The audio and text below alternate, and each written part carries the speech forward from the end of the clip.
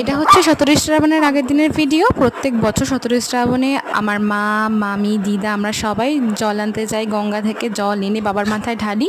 আর শ্রাবণ মাসের প্রত্যেকটা সোমবার আমি করি। তো সেই মতো এইবারেও আমি আগের দিনে এইভাবে দেখো আলতা ঢেলে আলতা পরে নিচ্ছিলাম।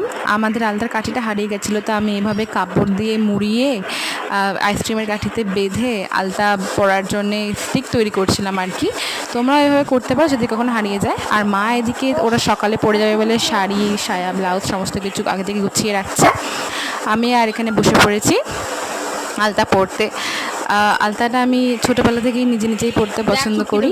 মা খুব একটা আলতা পরতে পছন্দ করে না, তবে আমার আলতা পরতে বেশ লাগে। আর এদিকে আমাদের সোফিয়ার সিমি দেখো দুজনের পাশে বসে সমানে আমাকে বিরক্ত করে যাচ্ছিলো যখন আমি আলতা পরছিলাম, এবং তারপরে ওরা মারামারি করছিলো, যে তুমি দেখতেই পাচ্ছ।